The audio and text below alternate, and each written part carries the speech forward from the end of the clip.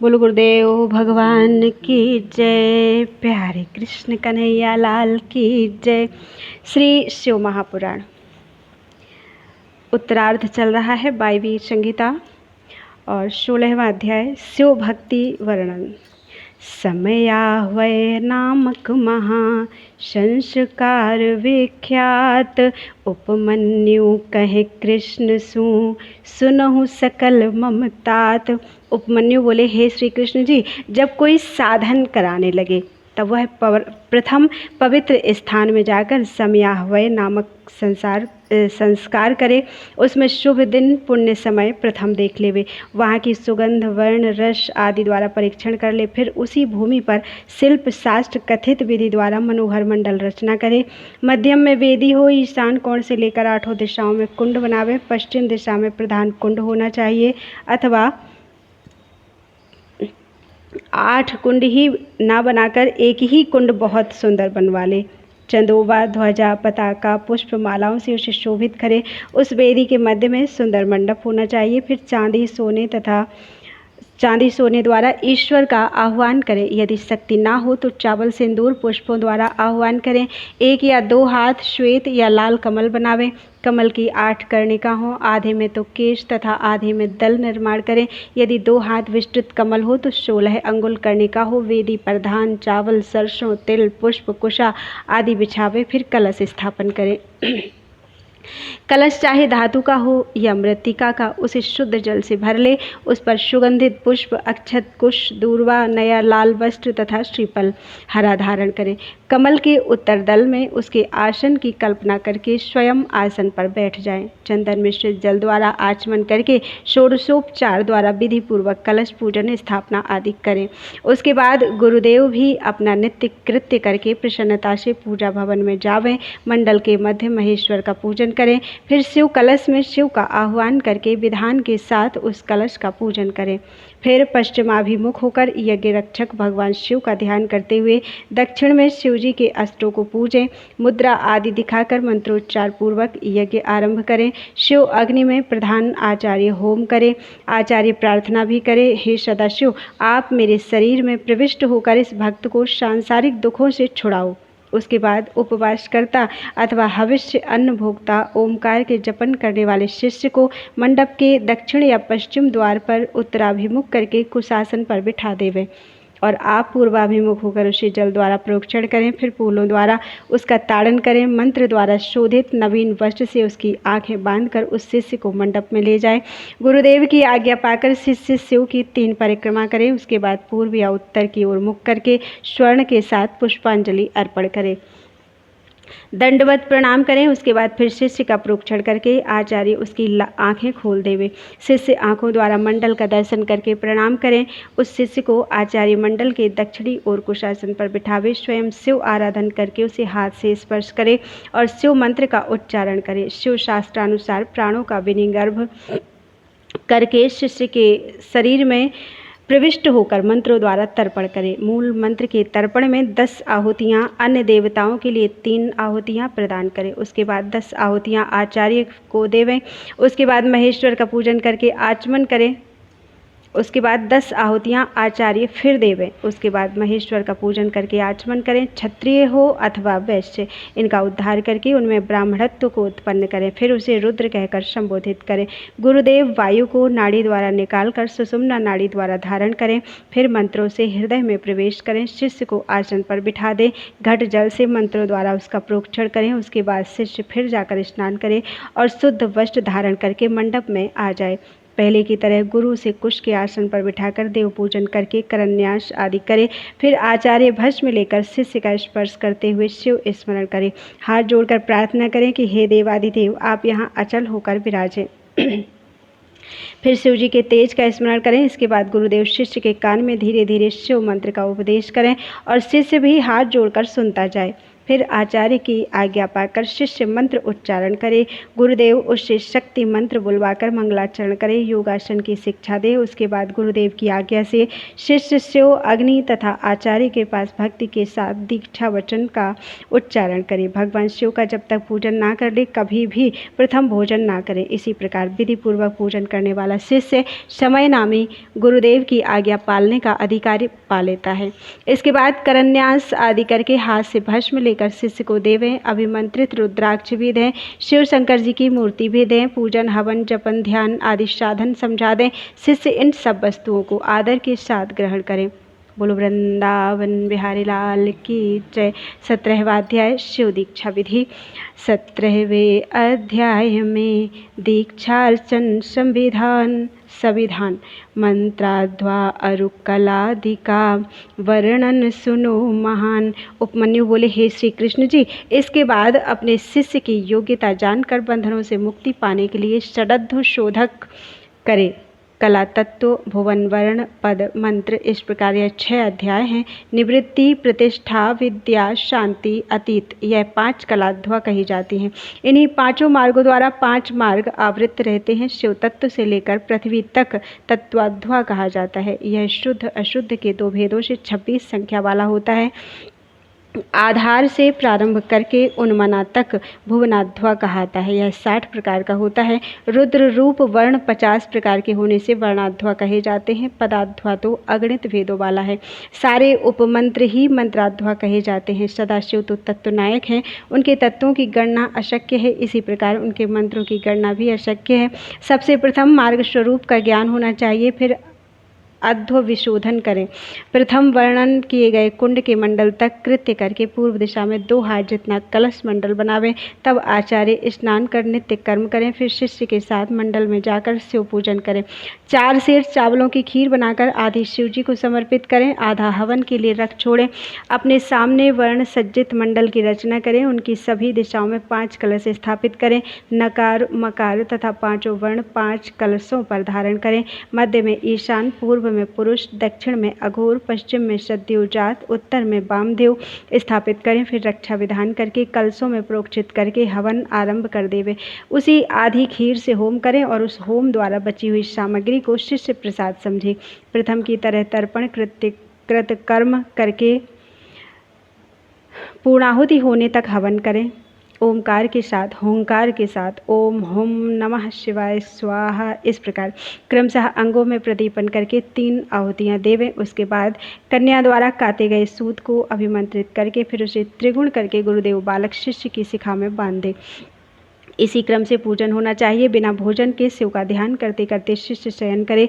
प्रातःकाल उठकर जो रात्रि को स्वप्न हुआ हो वह गुरुदेव से निवेदन करें। बोलो वृंदावन बिहारी लाल की जय। 18वां अध्याय षडध्व शुद्धि निरूपण। 18 अध्याय में वर्णन शुद्धि षडध्व उपमन्यु वर्णन करे। सुनो कृष्ण जग अध्व। उपमन्यु बोले, हे श्री कृष्ण, इसके बाद आचार्य की आज्ञा से स्नान आदि सभी नित्य कर्म पूरे करके ध्यान करते हुए हाथ जोड़कर वहाँ से प्रस्थान करें। उसके बाद फिर उसके नेत्र बांधकर गुरुदेव शिष्य द्वारा पुष्प फैलावें। जहाँ जहाँ पुष्प गिरते जाएं वहाँ उस नाम का उच्चारण करता जाए। फिर मंडल में आकर निर्माल्य स्वीकार करे। ईशान देव का पूजन करे, अग्निहोत्र करे। यदि शिष्य को रात्रि काल में दुस्वप्न हुआ हो तो उसे शांत करने के लिए मूल विद्या द्वारा 100 अथवा 50 आहुतियाँ डालें। फिर बागेश्वरी पूजन करे। उस वक्त बागेशम को प्रणाम करके मंडल में देव पूजन करे, 3 आहुतियाँ देवे। उसके बाद बागेश्वरी में अपने आप को निविष्ट कर देवे। शिष्य को गुरुदेव मंत्रों द्वारा शुद्ध करके चेतन करें। फिर पूर्णाहुति डालें। उसके बाद ब्राह्मण पूजन करें। फिर 3 आहुतियाँ डालकर शिव स्मरण करें। उसके बाद नील रुद्र बागेश्वरी तेजस्विनी शिव शक्ति का चिंतन करें। उसके बाद गुरुदेव शिष्य को अपने सामने बिठा के कैंची को जल प्रोक्षण द्वारा शुद्ध कर लें। उसी के साथ शिष्य की सूत्र सहित शिखा छेदन कर डालें।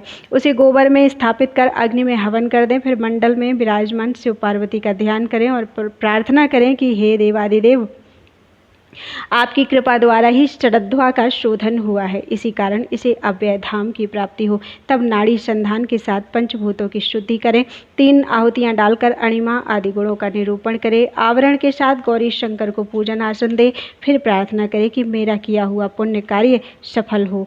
फिर गुरुदेव शिष्य के साथ साथ पृथ्वी पर देवता को प्रणाम करके मंडल तथा अग्नि से देव विसर्जन करें। बोलो वृंदावन बिहारी लाल की जय। 19वां अध्याय साधन भेद निरूपण।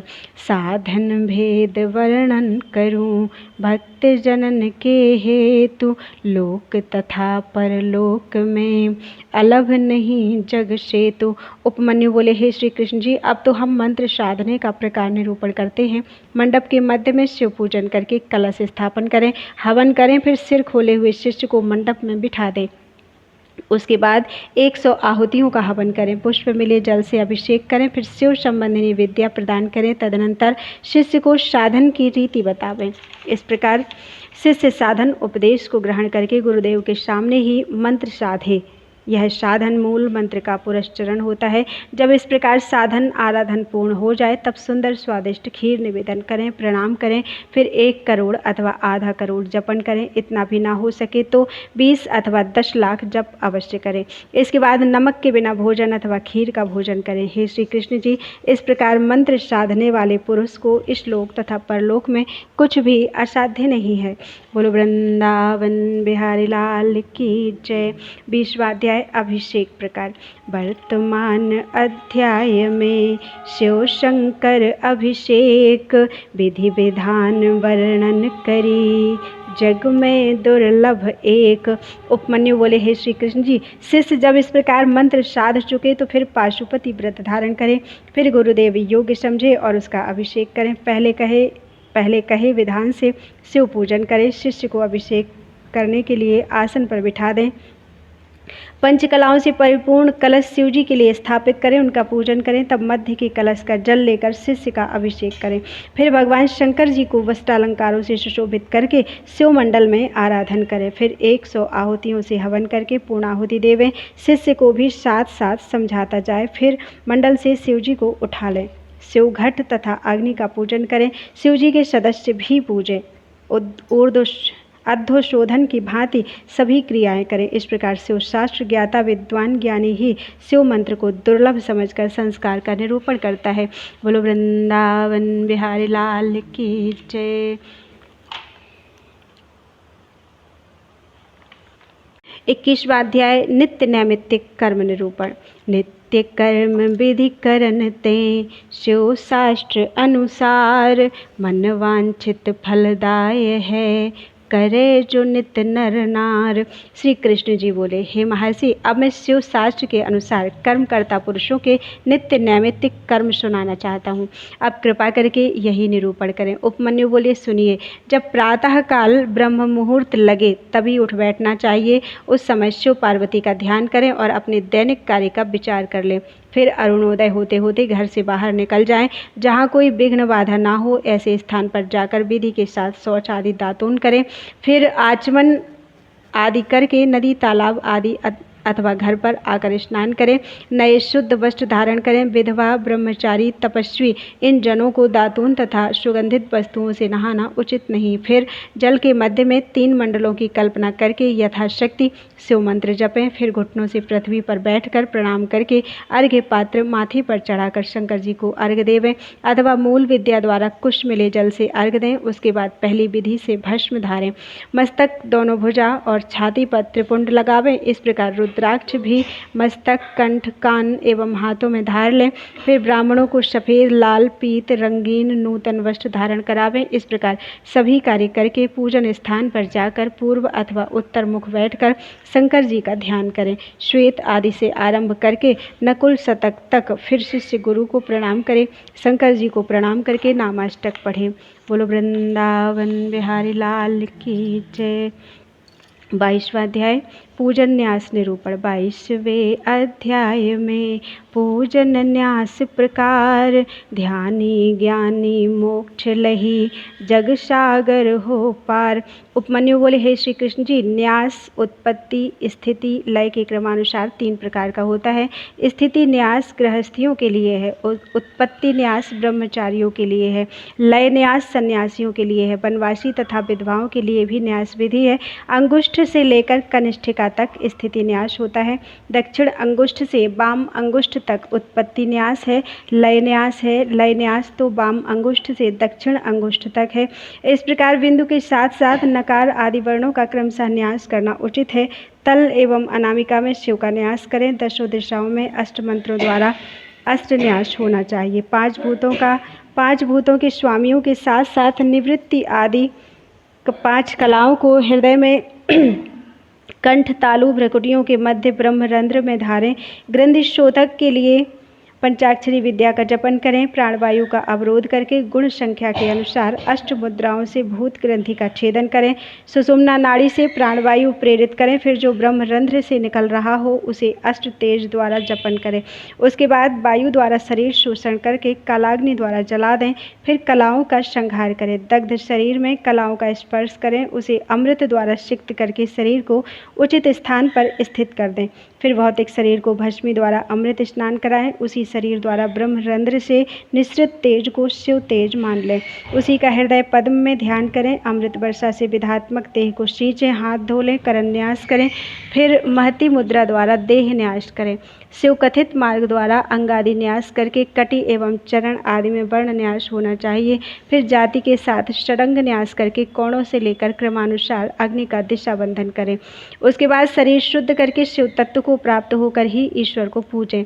पहले मातृका न्यास, ब्रह्म न्यास, प्रणव न्यास, हंस न्यास आदि करके इनका क्रमशः पूजन करें। प्रकार तो सिर में आकर मस्तक पर ईम ईम, नेत्रों में ओम ओम, कर्णों में रिम रिम, गालों पर रिम रिम, दोनों नासिकाओं में एम एम, दोनों अधर ओठों में ओम ओम, दंतावली में अम को, जिह्वा तथा तालु में इस प्रकार न्यास करना उचित है। का वर्ग दक्षिण हाथ की 5 संधियों में, चा वर्ग बाम हस्त की 5 संधियों में, टा वर्ग ता वर्ग दोनों पैरों की संधियों में, या एवं फा दोनों पसलियों में, ना भा नाभि में, हृदय में मकार न्याय करना चाहिए। त्वचा से लेकर 7 धातुओं में मकार से सकार तक वर्ण न्यास करें। हकार हृदय में, छकार भ्रकुटी मध्य में, इस तरह 50 वर्ण रुद्र मार्ग द्वारा न्यास करें। फिर क्रमशः अघोर, वामदेव, प्रणव, हंस न्यास, पंचाक्षरी आदि का न्यास करें। यदि शिव भक्त ना हो तो शिव अभ्यास, पूजन, ध्यान आदि ना करें। ध्यानी ज्ञानी पुरुष संसार सागर से तरता है। ध्यान यज्ञ द्वारा आनंद मोक्ष मिलता है। बोलो वृंदावन बिहारी लाल की जय।